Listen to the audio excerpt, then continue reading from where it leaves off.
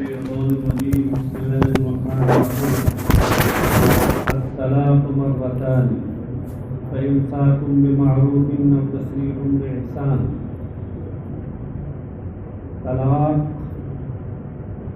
دو بار ہے. الطلاق میں الف لام عہد خارجی کا ہے. ہاں اسی کی طرف اشارہ کرتے ہوئے مفسر علامہ سیوطی رحمۃ اللہ علیہ کہتے ہیں ای تطلیق الذی یراجع بعدہ، جس کا حاصل ہے طلاق رجعی دو بار. وہ طلاق کہ جس کے بعد رجعت کی جاتی ہے یہ دو بار. طلاق رجعی صرف دو بار. یہ تفسیر کیونکہ اس کی شان نزول اگر آپ دیکھیں تو کچھ اس سے ظاہر ہو جائے. حاشیہ نمبر 25 میں اس کی شان نزول بیان کی ہے کہ سبب نزولها انه كان في صدر الاسلام اذا طلق الرجل امراته طلاقا رجعيا وراجع بعدة كان له ذلك. خلاصہ حاصل کا یہ ہے کہ دور جاہلیت میں طلاق رجعی کے لیے کوئی حد مقرر نہیں، شوہر کے اوپر تھا. تو کیا کرتا، پریشان کرنا ہوتا اگر کسی عورت کو تو ایک طلاق دے دیتا، طلاق رجعی. اس کے بعد جب عدت ختم ہونے کے قریب ہوتی پھر رجعت کر لیتا، پھر کچھ دنوں کے بعد طلاق دے دیتا رجعی. پھر جب عدت گزرنے کے قریب ہوتی پھر رجعت کر لیتا، پھر طلاق دے دیتا رجعی، پھر عدت گزرنے کے قریب. تو یہ سلسلہ چلتا رہتا تھا اور اس کو پریشان کرتا. سمجھے؟ اس لیے ہمارے مذہب نے آ کر اس کے اندر حد بندی کر دی اور کہا کہ اب طلاق و مسئلہ اس طرح کی طلاق ہے جن کے بعد رجعت کی جا سکتی ہے. یہ صرف دو بار. اگر دو سے آگے بڑھے جہاں بڑھے تو رجعت کا حد ختم.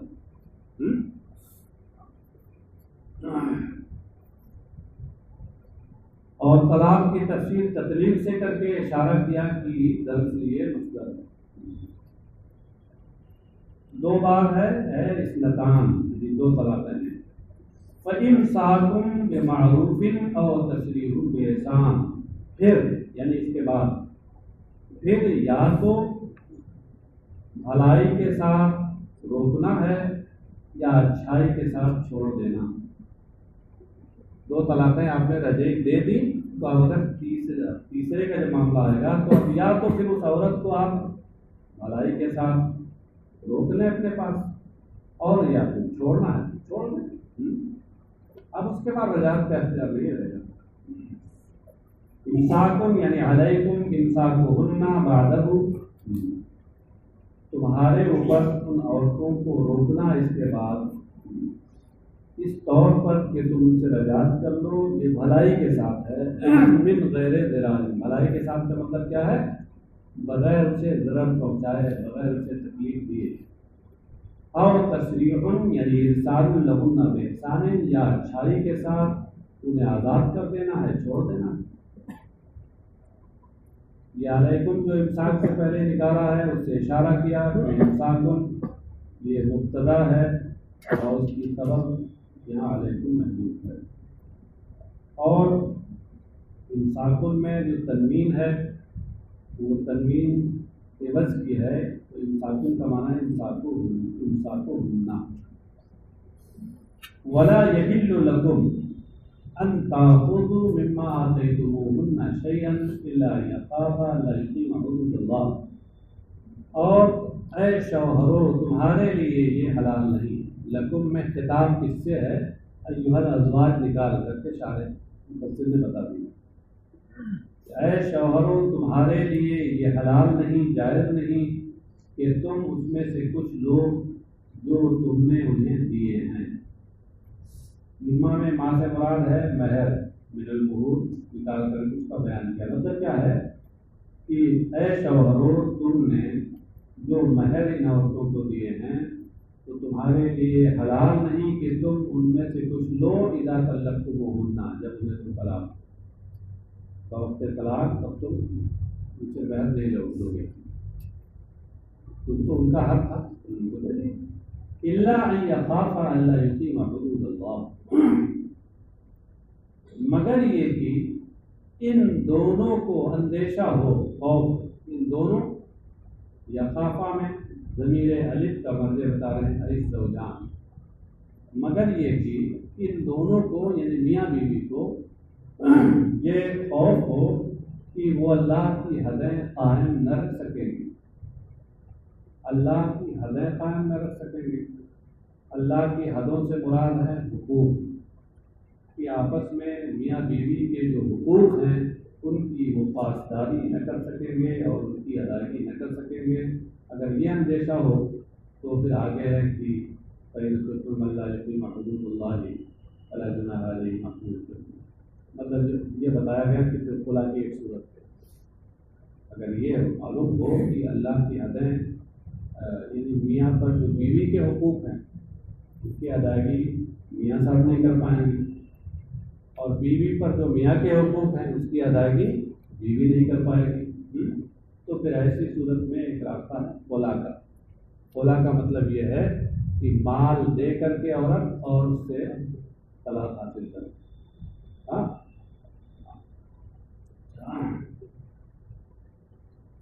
اللہ یقیم حدود اللہ اے لا یاتیہ بما حدہ لہما من الحقوق، مطلب یہ ہے کہ وہ ان حقوق کی ادائیگی نہیں کر سکیں گے کہ اللہ تبارک و تعالیٰ نے ان کے لیے جو حقوق مقرر فرمائے۔ یہاں آپ قراءت کا اختلاف بتا رہے ہیں کہ فی قراءۃ یخافہ، یہاں جو آپ قراءت امام عاصم کی ہے اس میں تو یخافہ ہے صیغہ معروف کے ساتھ، یہ کہہ رہے ہیں ایک قراءت میں نیچے محشی نے لکھا کہ امام حمزہ اور یعقوب کی، امام حمزہ اور یعقوب کی قراءت میں یخافہ ہے صیغہ مجہول کے ساتھ، یعنی الا ان یخاف اللہ یقیمہ، الا یہ کہ یہ ان دونوں کے تعلق سے یہ اندیشہ کیا جائے کہ وہ اللہ کی حدیں قائم نہ کر سکیں، ان دونوں کے تعلق سے یہ اندیشہ کیا جائے، تو پھر یہ اللہ یقیمہ حدود اللہ اس صورت میں کہتے ہیں بدل و استعمال من الضمیر فیہ، اس میں جو ضمیر ہے یخافہ میں جو ضمیر الف ہے اس سے یہ بدل الاستعمال ہوگا۔ یہ جو موجودہ آپ کے سامنے قراءت ہے اس میں تو یخافہ میں الف فاعل ہو گیا اور اللہ یقیمہ حدود اللہ الناصبہ موصول حرفی اپنے صلہ کے ساتھ مل کر کے مفعول بھی ہو جائے گا یخافہ، اور یہ مجبور والی جو قراءت ہے یخافہ تو اس میں یہ الف مبدل منہ ہوگا، اور اللہ یقیمہ حدود اللہ یہ موصول حرفی اپنے صلہ سے مل کر بدل الاستعمال ہوگا، اب مبدل منہ بدل سے مل کر جو خافہ کا نائب فاعل بنے، سمجھ گئے؟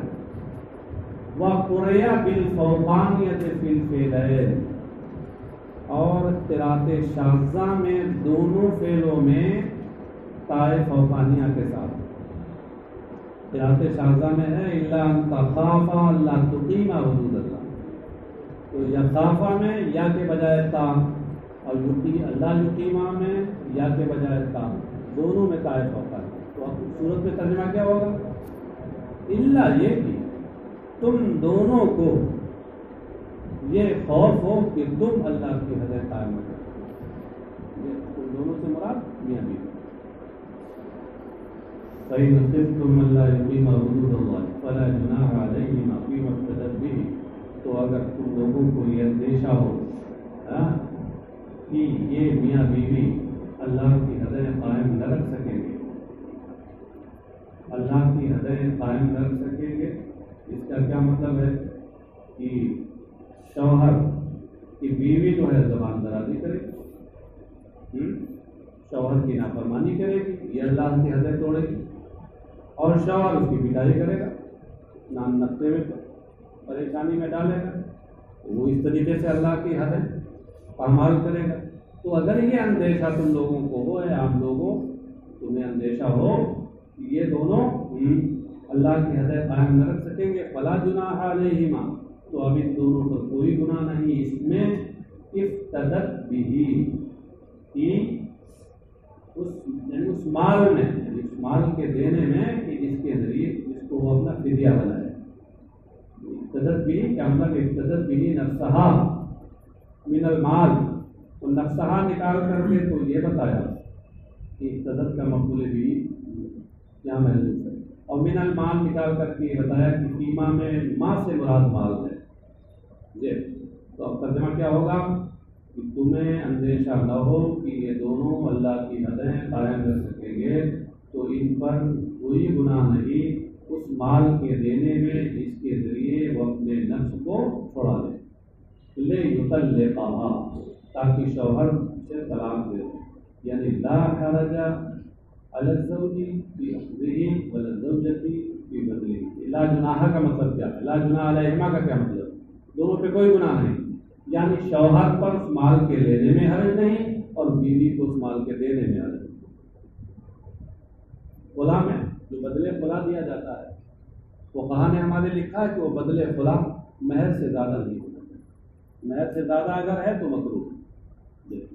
جتنا مہر مقرر ہوا تھا زیادہ سے زیادہ بیوی سے جو بدلے خلا لیا جائے شوہر لے تو زیادہ سے زیادہ مہر. اگر اس سے زیادہ بھی لے کر کے وہ طلاق دے گا تو طلاق ہو جائے گا، مگر یہ عمل مکروہ اور شرعاً ناپسندیدہ ہوگا.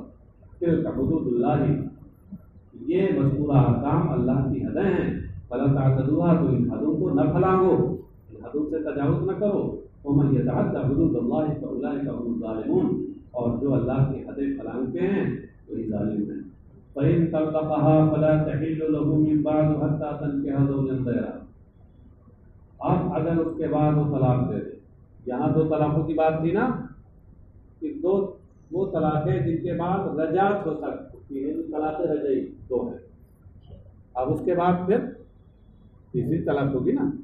فإن طلقها، اب اگر اس کے بعد وہ طلاق دے دے، اے زوج بعد سنتین، تب اگر شوہر ان دو طلاقوں کے بعد طلاق دے دے فلا تحل له، یعنی اب وہ طلاق مغلظہ ہو جائے گی. کیا کچھ شبہ ہے؟ وہ طلاق مغلظہ ہو جائے گی نا، تین طلاقیں ہوں گی. فلا تحل له من بعد، تو یہ عورت اب اس مرد کے لیے حلال نہیں اس کے بعد. بعد عبادت طلاقت ثالثہ، یعنی تیسری طلاق کے بعد اب حلال نہیں. اس سے اشارہ کیا کہ بعدوں میں یہ جو یہ مضاف ہے، مضاف الیہ محذوف منوی، وہ مضاف الیہ جو محذوف منوی اسی کو ظاہر کر دیا، نیت سے نکال کر عبارت میں لا کے رکھ دیا. اس تیسری طلاق کے بعد وہ حلال. حتی تنکح زوجا غیرہ، یہاں تک کہ اس کے علاوہ شوہر سے وہ نکاح کرے، شادی کرے اس کے علاوہ. آگے مفسر کہتے ہیں وَيَطَاعَهَا، اور یہاں تک کہ یہ دوسرا والا شوہر اس سے ہم مستری بھی کرے، جیسا کہ حدیث میں ہے کہ شیخین نے جس کو روایت کیا. یہ سارے ائمہ کے نزدیک ہے. اگرچہ اصول کی بعض کتابوں میں آپ لوگوں نے پڑھا ہوگا کہ صرف حنفیہ کے یہاں ایسا ہے، ایسا نہیں. شاہ طبا کے مالک، امام مالک، امام احمد بن حنبل سب کے یہاں یہ کہ جب تین طلاقیں دے دی، تین طلاق دینے کے بعد عدت گزر جائے. اب اگر یہ ہے کہ وہ شوہر اس سے نکاح کرنا چاہتا ہے تو اب حلالہ ضروری. حلالہ کی صورت یہی ہوتی ہے کہ وہ عدت پہلے گزری اور گزرنے کے بعد اب کسی اور سے وہ نکاح کرے، اور وہ شوہر اس سے ہم بستری بھی کرے، ہم بستری بھی کرے، اور پھر اب وہ طلاق دے، پھر عدت گزرے. اب اس کے بعد یہ عورت آزاد ہے، چاہے شوہر اول سے نکاح کر لے. فَإِن طَلَّقَهَا الزَّوْجُ الثَّانِي فَلَا جُنَاحَ عَلَيْهِمَا، تو اگر دوسرا شوہر اسے طلاق دے دے، فَلَا جُنَاحَ عَلَيْهِمَا أَيْ الزَّوْجَةِ وَالزَّوْجِ الْأَوَّلِ أَن يَتَرَاجَعَا إِلَى النِّكَاحِ بَعْدَ انتهاء الْمُدَّةِ. تو اب ان دونوں پر، یعنی بیوی اور شوہر اول پر کوئی گناہ نہیں اس میں کہ یہ دونوں ایک دوسرے کی طرف رجوع کریں، ایک دوسرے کی طرف رجوع کریں عدت گزرنے کے بعد. نکاح کے معاملے میں ایک دوسرے کی طرف رجوع کریں، یعنی نکاح کر لیں عدت گزرنے کے بعد. ان ظن ان یقیم حدود اللہ، اگر ان کا گمان ہو کہ یہ اللہ کی حدیں قائم رکھ سکیں گے، یعنی ایک دوسرے کے حقوق کی پاسداری کر سکیں گے. تلک حدود اللہ یبینھا لقوم یعلمون، یہ مذکورہ والا احکام یہ اللہ کی حدیں ہیں جنہیں وہ بیان فرماتا ہے ان لوگوں کے لیے جو علم رکھتے ہیں. علم رکھنے کا مجھ سے مراد کیا ہے؟ تدبرون، یعنی ایسا علم جو غور و فکر والا علم، فکر و تدبر والا علم، ان کے لیے بیان فرماتا ہے. صحابی کے حوالے سے نیچے محشی نے لکھا ہے کہ خصهم بالذکر لأنهم المنتفعون بتلك الأحکام، خاص طور پر یہ فکر و تدبر رکھنے والے، غور و فکر رکھنے والوں کے لیے اس کو خاص کیا ہے. یہ کس لیے؟ اس لیے کہ یہی فائدہ اس سے اٹھاتے ہیں. اللہ بیان تو سب کے لیے کرتا ہے لیکن فائدہ یہی اٹھاتے ہیں، تو جو فائدہ اٹھاتے ہیں ان کے لیے ہم خاص کر دیا. وَإِذَا طَلَّقْتُمُ النِّسَاءَ فَبَلَغْنَ أَجَلَهُنَّ فَأَمْسِكُوهُنَّ بِمَعْرُوفٍ أَوْ سَرِّحُوهُنَّ بِمَعْرُوفٍ وَلَا تُمْسِكُوهُنَّ ضِرَارًا لِتَعْتَدُوا وَمَن يَفْعَلْ ذَلِكَ فَقَدْ ظَلَمَ نَفْسَهُ وَلَا تَتَّخِذُوا آيَاتِ اللَّهِ هُزُوًا. یہاں تک تو بتا دیا کہ 3 طلاقیں ہو گئی. اب طلاق میں پھر عدت کا مسئلہ آتا ہے. تو عدت کے معاملے میں بھی کچھ گوشے ہیں جس میں بہت سے لوگ بے راہی کرتے تھے، اس لیے ہمارے مذہب نے ان کو ہدایات دی، احکام دی. یہ مطلب یہ ہے کہ آپ نے طلاق دے دی کسی اور تو پھر یا تو اگر اس کو روکنا ہے اور رجعی طلاق دی ہے تو روک لو بھلائی کے ساتھ، نہیں روکنا ہے تو چھوڑ دو. جب گزر جانے تو تمہارے نکاح سے باہر ہو جائے، کسی اور سے نکاح کر لے گی یا نہیں کرے گی. ہاں، یہ نہیں کہ تم عدت میں اس کو پریشان کرو، عدت گزرنے یا ختم ہونے کے قریب ہو تم رجعت کر لو، پھر طلاق دے دو. اس کے بعد پھر عدت گزرنے کے لیے ختم ہونے کے قریب رجعت کرو. یہ پریشان نہ.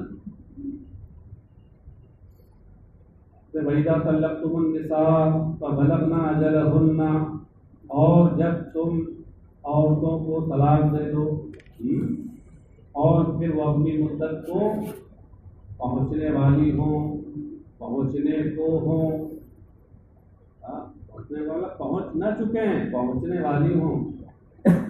یہاں بلغنا سے مراد ہے قاربنا البلوغ، پہنچنے کے قریب ہوں. اس لیے کہ اگر پہنچ گئی عدت کو، عدت پوری ہو گئی تو پھر فَأَمْسِكُوهُنَّ یہ اس پر مرتب نہیں ہوگا. عدت گزر گئی تو عدت گزرنے کے بعد وہ تو نکاح سے نکل گئی، اب شوہر کو اختیاری نہیں ہے کہ اس کو اپنے نکاح میں روکے. تو اس سے یہ سمجھ میں آیا فَأَمْسِكُوهُنَّ اس بات پر قرینہ ہے اور دلیل ہے. یہاں بلغنا سے اس کا معنی حقیقی معنی موضوع کا نہیں ہے، مجازن فعل بول کر قریب فعل مراد ہے، اور ایسا ہوتا ہے. فَبَلَغْنَا أَجَلَهُنَّ یعنی قاربنا انتظار عدتهن، جب تم عورتوں کو طلاق دو اور وہ اپنی مدت کو پہنچنے کو ہوں، یعنی عدت کے اختتام کے قریب ہوں. فَأَمْسِكُوهُنَّ تو تم انہیں روک لو. روک لو کا مطلب کیا ہے؟ بِأَن تُرَاجِعُوهُنَّ کہ ان سے رجعت کرو، بِمَعْرُوفٍ بھلائی کے ساتھ. بھلائی کے ساتھ سے کیا مطلب ہے؟ بغیر ضرار یعنی ضرر اور نقصان پہنچائے بغیر. اور سرحوهن بمعروف یا انہیں اچھائی کے ساتھ آزاد کر دو، چھوڑ دو. اے اترکوهن حتی تنقضی عدتهن، مطلب یہ ہے انہیں چھوڑ دو یہاں تک کہ ان کی عدت گزر جائے، تمہارے نکاح سے باہر ہو جائیں. ولا تمسكوهن ضرارا، اور تم رجعت کر کے انہیں ضرر پہنچانے کے لیے نہ روکو. امساک سے مراد رجعت ہے اور ضرارن کا نصب مقبول ضرور ہونے کی وجہ سے. آپ کے محشی کمال کے آدمی ہیں، وہ کہتے ہیں او حال یا یہ حال ہے. یہ ہو سکتا ہے کہ ضرار حال ہونے کی بنیاد پہ منصوب ہو، اور ظاہر سی بات ہے کہ مطلب تو حال بنتا نہیں، تو بطور مجاز مرسل وہ اس فاعل کے معنی میں ہو جائے گا اور مطلب یہ ہو جائے گا ولا تمسكوهن مضارین. تو لکھا نا نہیں کہ حال اے مضارین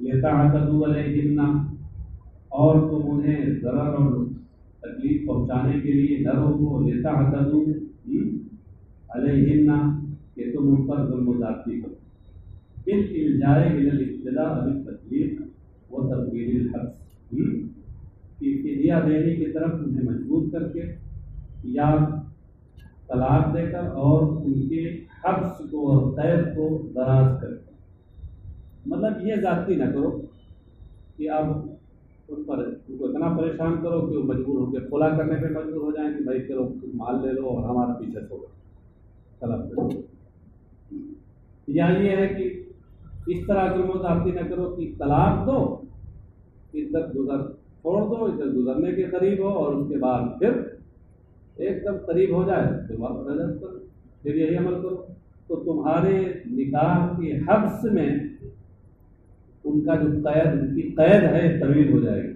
تو یہ بھی تو ایک ضرر پہنچانا ہے عورت کو، تو کہا کہ لتعتدوا، اس لیے یہ سب نہ کرو کہ ان پر تم زیادتی کرو فدیہ دینے کے لیے، یعنی مال دے کر اپنی جان چھڑانے کے لیے مجبور کر کے، اور یا طلاق دے کر اور ان کی قید کو لمبا کر کے، ومن يفعل ذلك فقد ظلم نفسه بتعريضها الى عذاب الله تعالی، اور جو ایسا کرے تو اس نے اپنے آپ کو ظلم کیا کہ اپنے نفس کو اس نے عذاب الہی کے لیے پیش کر دیا، ظلم کیا ہو، ولا تتخذوا آیات اللہ ہزوا محضوا بها بمخالفتها، اور اللہ کی آیتوں کو یہ ہنسی مذاق نہ بناؤ، ہزوا تو یہ مصدر ہے، مفسر نے کہا محضوا کے معنی میں، یعنی مصدر یہاں اس مفعول کے معنی میں ہے بطور مجاز مرسل، اور اس کی وجہ یہ ہے کہ لا تتخذوا میں یہ تتخذوا یہ ہے فعل، یہ متعدی بدو مفعول، اور اس کا مفعول اول در حقیقت مبتدا ہوتا ہے، مفعول ثانی در حقیقت خبر ہوتی ہے، اور آپ جانتے ہیں کہ خبر مبتدا کے اوپر محمول ہوتی ہے، سمجھے؟ یہاں حمل صحیح نہیں کہ حضوا مصدر ہے اور آیات اللہ اس میں ذات ہے، اس میں ذات پر وصف محض کا حمل درست نہیں، مصدر کا حمل اس پر درست نہیں، تو جواب دیا مفسر نے کہ مصدر مصدری معنی میں ہو عام حالات میں تو حمل صحیح ہے، اور اگر وہ مشتق کے معنی میں ہو جائے تو حمل صحیح ہے، جیسے زید عدل بولیں اور عدل کا معنی لیں آپ تو صحیح ہے، زید عدل بولیں اور ذو عدل کا معنی لیں تو صحیح ہے، اور مصدر عام حالات میں اس کا حمل اس میں ذات پہ صحیح ہے، عام حالات سے مراد یہ ہے خاص حالات اگر ہیں تو صحیح ہے، بطور مبالغہ ہو جائے، کیوں؟ جیسے زید عدل میں تینوں صورتیں ہو سکتی ہیں، ایسے اس جیسی جہاں صورتیں حمل کی ہوں وہاں تینوں تعبیریں آپ کر سکتے ہیں۔ ایک تعبیر کیا ہے انہوں نے کہ مصدر مشتق کے معنی میں بطور بدل، اور اللہ کی آیتوں کو ہنسی مذاق کا سامان نہ بناؤ، ان کی مخالفت کرو، تو اللہ کی آیتوں کو ہنسی مذاق کا سامان بنانا، اس سے مراد کیا ہے؟ اللہ کی آیتوں کی مخالفت کرنا، یہ باب آیت تصویر ہے۔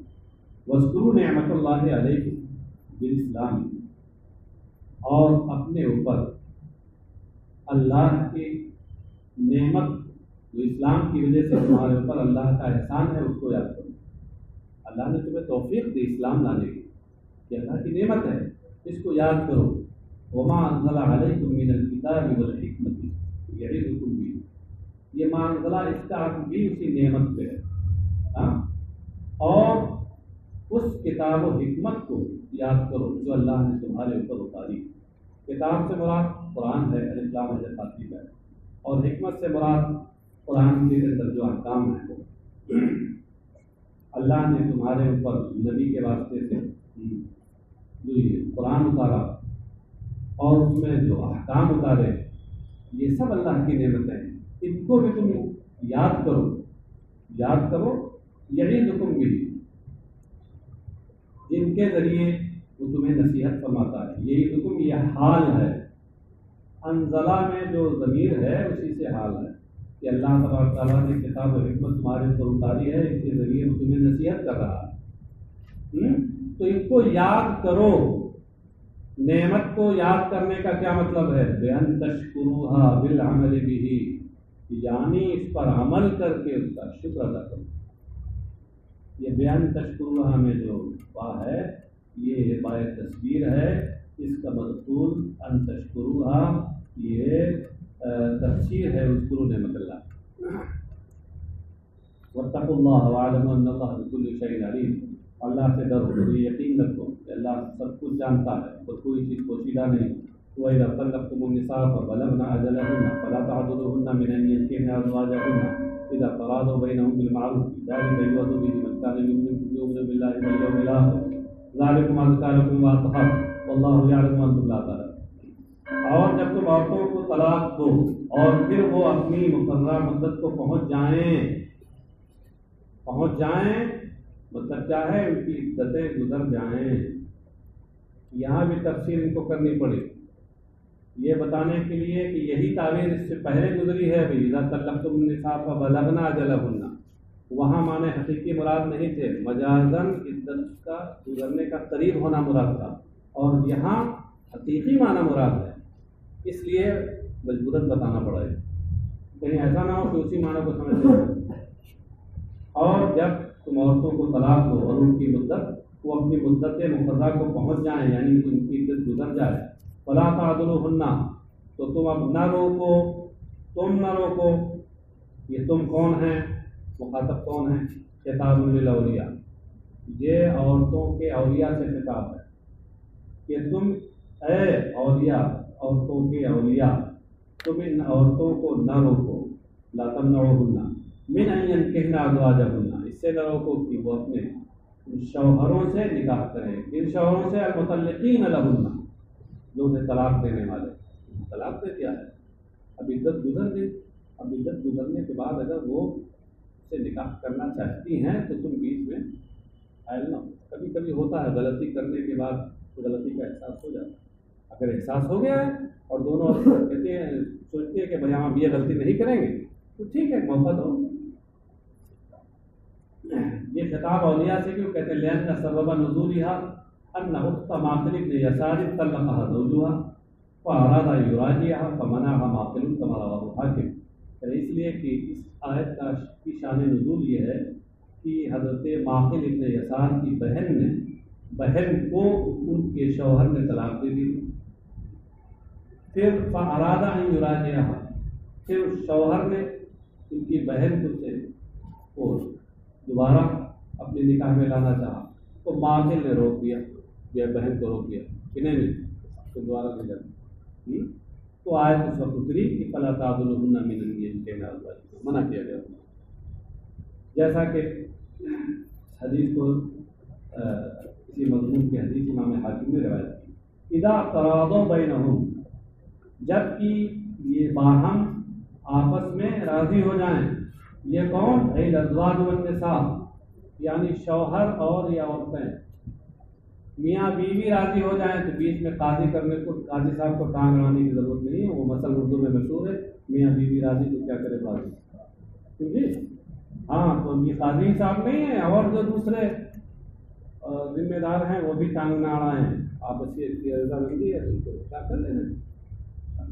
جب میاں بیوی راضی ہو جائیں آپس میں بالمعروف، یعنی بالمعروف شرعن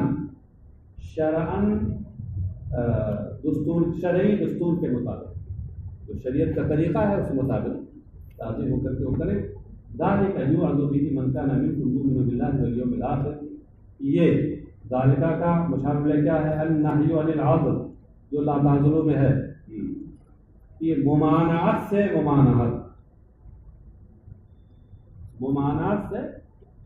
اس روکنے سے روکنے سے یہ ممانعت ہے، اس کی نصیحت اسے کی ان کو کی جاتی ہے جو تم میں سے اللہ پر اور آخری دن پر ایمان رکھتا ہے، جو مومن کامل ہو اس کو اس کی نصیحت کی جا رہی ہے، کیوں؟